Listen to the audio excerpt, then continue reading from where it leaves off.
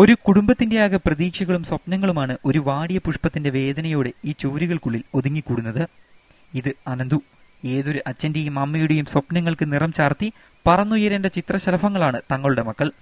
എന്നാൽ ഈ മകൻ നിറം മങ്ങിയ ചിറകുകളറ്റ സ്വപ്നത്തിന്റെ സാക്ഷിപത്രമാണെന്ന്. ആർച്ചൽ സജിവിലാസത്തിൽ സജിമോൻ വത്സല ദമ്പതികളുടെ മകൻ ജനിച്ചതും വളർന്നതും ഏതൊരു കുട്ടിയെയും പോലെ കളിച്ചിരികളോടെയായിരുന്നു. എന്നാൽ 1.5 വയസ്സോടെ സ്വപ്നങ്ങൾക്കുമേൽ കരിനിഴൽ വീഴ്ത്തിക്കൊണ്ടാണ് അനന്തുവിന്റെ രോഗം തിരിച്ചറിയപ്പെടുന്നത്. അനന്തുവിന്റെ കുഞ്ഞു ഹൃദയത്തിനുള്ളിൽ ചെറിയൊരു ദ്വാരമുള്ളതായി ചികിത്സയിൽ തെളിഞ്ഞതു മുതൽ ഒരു കുടുംബത്തിന്റെയാകെ പ്രതീക്ഷകൾക്കുമേൽ ഇരുൾ മൂടുകയായിരുന്നു. അഞ്ചലിലെ സ്വകാര്യ ആശുപത്രിയിലെ ചികിത്സയ്ക്ക് ശേഷമാണ് തിരുവനന്തപുരത്തെ സ്വകാര്യ ആശുപത്രിയിൽ എത്തുന്നത്. ഡോക്ടർമാരുടെ നിർദ്ദേശപ്രകാരം അനന്തുവിന് 6-ാം വയസ്സിൽ ആൻജിയോഗ്രാം നടത്തുകയും ചെയ്തു. എന്നാൽ ചികിത്സയുടെ 2ാം ഘട്ടത്തിൽ 9-ാം വയസ്സിൽ വീണ്ടും അനന്തു ശസ്ത്രക്രിയയ്ക്ക് വിധേയനായി. എന്നാൽ ഡോക്ടർമാരുടെ കൈപ്പിഴയിൽ വന്ന അബദ്ധം അനന്തുവിന്റെ ജീവിതത്തിന്റെ ഗതി മാറ്റി എഴുതുകയായിരുന്നു. ശസ്ത്രക്രിയയ്ക്ക് ശേഷം അനന്തുവിന്റെ മനസ്സിന്റെ താളം പൂർണ്ണമായി തെറ്റി.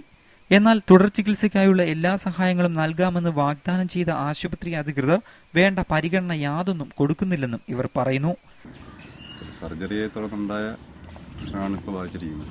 ഹോളുണ്ടായിരുന്നു, അതിനുവേണ്ടി ചിത്രയിലായിരുന്നു ആദ്യം. അവിടെ വെച്ച് നടത്തിയ ഒരു സർജറി മൂലം പറ്റിയ അവിടെ ചെല്ലുമ്പോൾ ഈ കൊച്ചിനെ കൊണ്ട് അവിടെ ചെന്ന ഒരു ഫയൽ എടുക്കത്തില്ല. രാവിലെ ചെന്ന് നമ്മൾ ഈ കൊച്ചി ഇങ്ങനെ ഇതുകൊണ്ടിരിക്കുന്ന കൊച്ചിനെ കൊണ്ട് അവിടെ ചെന്ന ഒരു ഫയൽ എടുക്കത്തില്ല. പഠിക്കാൻ മിടുക്കനായിരുന്ന അനന്തുവിന്റെ വക്കീലാകാനുള്ള മോഹം തകർത്തുകളഞ്ഞ ആശുപത്രി അധികൃതർ ഇവരുടെ ദുരിത ജീവിതം ഒന്ന് കാണണം. മകന്റെ ചികിത്സയ്ക്കായി സ്വന്തം കിടപ്പാടം വിൽക്കുകയും തുടർന്ന് വാടക വീട്ടിലാണ് ഇവർ ഇപ്പോൾ താമസിക്കുന്നതും. ഈ വീട്ടിൽ നിന്നും ഇവർ ഉടൻ തന്നെ ഒഴിഞ്ഞു കൊടുക്കേണ്ടതുമാണ്. വക്കീൽ ഗുമസ്തനായ അച്ഛൻ സജിമോന്റെ തുച്ഛമായ വരുമാനത്തിലാണ് ഈ കുടുംബം ജീവിക്കുന്നതും ചികിത്സ നടത്തുന്നതും.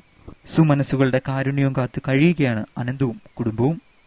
2ാം ഘട്ടത്തിന് വേണ്ടി ആശുപത്രിയിൽ പോയപ്പോൾ ആ ശസ്ത്രക്രിയ കഴിഞ്ഞപ്പോൾ അവിടെ വന്ന ആ ഡോക്ടർമാരുടെ കയ്യിൽ നിന്ന് വന്ന ഒരു കൈപ്പിഴ മൂലം ഈ കുട്ടിക്കിന്ന് ജീവിതത്തിന്റെ, അതായത് മുന്നോട്ട് പോകാനുള്ള എല്ലാ മേഖലകളും തകർന്നിരിക്കുന്ന ഒരവസ്ഥ.